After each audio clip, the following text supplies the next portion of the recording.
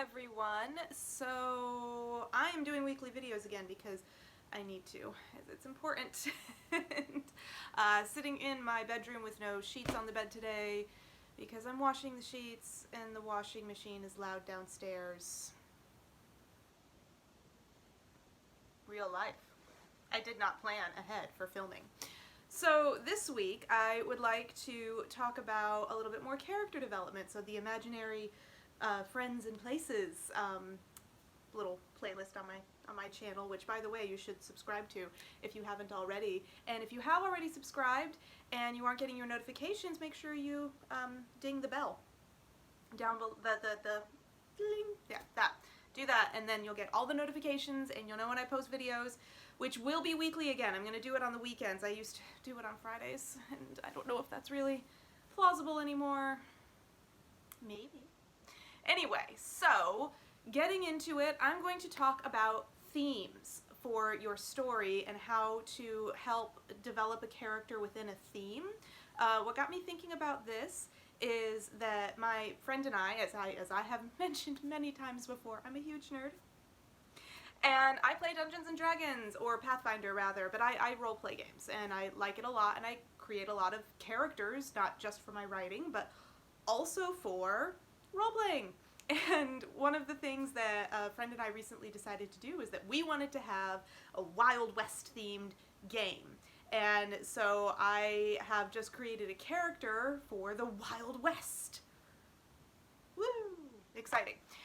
Anyway, that comes with some special territory. That's a theme. That the character has to fit in my theme. And I always play women because I like being a girl and girls, yay.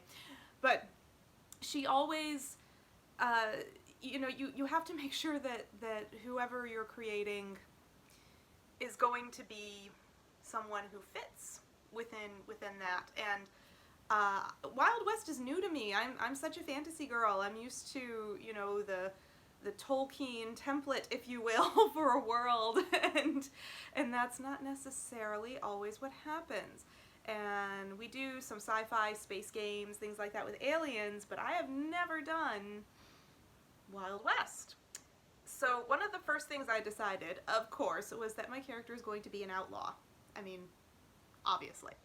And and so I've been watching a lot of documentaries and things about the actual outlaws of the Wild West, you know, Billy the Kid, that kind of, to name the most famous outlaw of the Wild West. But that sort of thing. And so they all had nicknames. Like Billy the Kid's name was not Billy or even William. It was Henry. But he was called Billy the Kid, and that's what he went by, and everyone knew him as that. And I think his middle name was actually William. Anyway, that doesn't matter. Fact of the matter is that the nickname, if you're an outlaw, is kind of important, especially if you're an outlaw of any note. If you're someone that the marshals are, and the sheriff and bounty hunters are all going to see you as somebody worth capturing for the reward. So I named my character Wendy.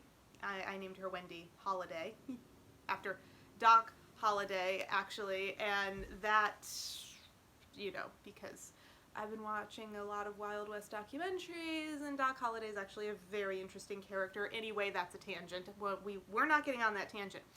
So my character, Wendy Holiday, is somebody that I said, oh, well, what nickname can I give her? And I thought, oh, Wendigo Wendy. Because for those of you who may not know, the Wendigo is a Native American mythological creature, and it's evil. it's awful. It's awful. So the Wendigo is, there's some variations in the legends and old myths and things like that, of course, but the Wendigo is a flesh eater. It can possess in many cases it's like a spirit, and it possesses someone, and then that person will turn super horrible and, you know, cannibalize their whole family. So it's awful.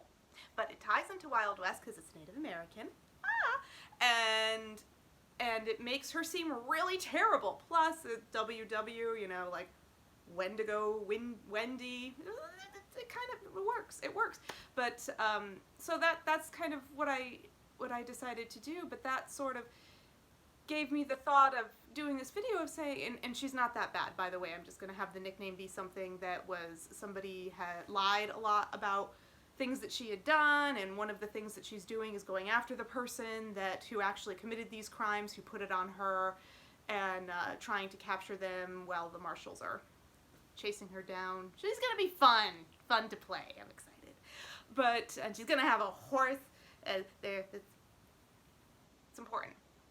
It's a palomino. It doesn't matter. Anyway, the whole thing is within your theme. So if you are playing within a theme or writing within a theme, this is a writing channel, then you will want to consider your world. Consider where you are playing. Consider the culture, not just the big picture of the world, but also the smaller picture of where in the world they are and what they are doing in that world. And then you can actually really have some fun with it and just say, oh, well, this character is, you know, a mermaid. I don't know. I'm trying to something other than the Wild West. So they're a mermaid, or you know what? Better yet, they're in ancient China, and God, there's so many things that you can do with that. It's so beautiful and amazing to say, oh gosh, well,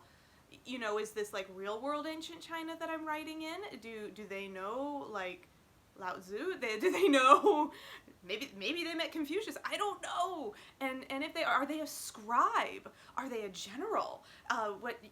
Gender plays a huge role. And for those of you who don't know, Chinese women in ancient China, their empresses were generals and things like that. There was actually a lot more equality in gender in ancient China than a lot of people realize. But anyway, moving on to gender equality. Not talking class.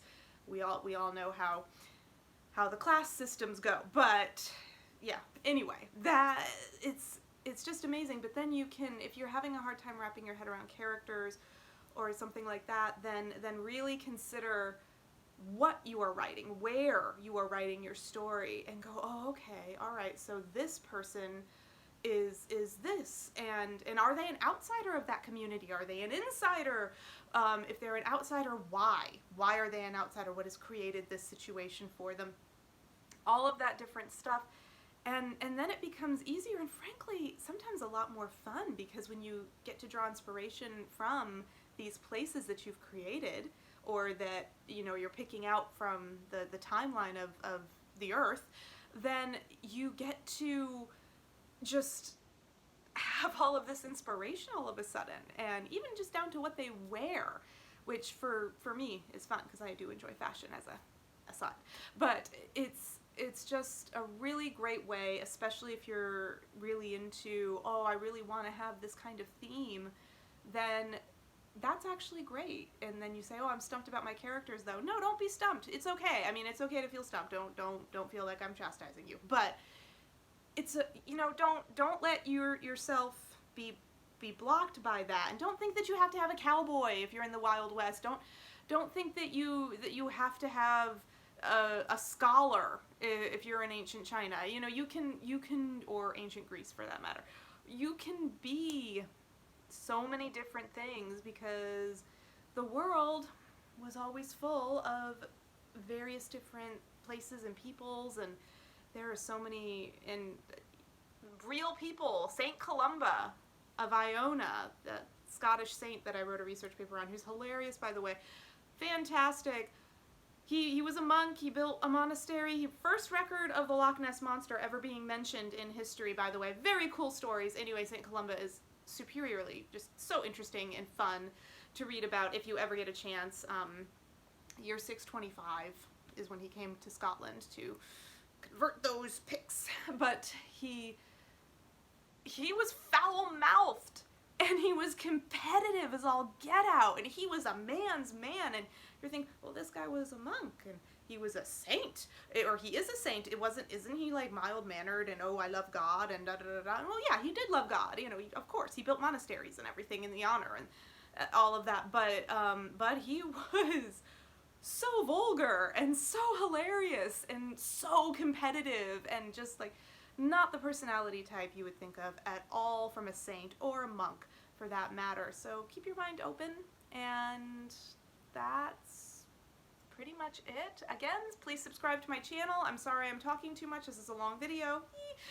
And yeah, enjoy your characters. Enjoy the world that you are putting your characters in, and don't be afraid to run a little wild with the theme, because it's fun, and I think your readers will relate to it a little bit more. I know that I find that my work becomes more relatable when I let myself go a little crazy and really get deep into that theme.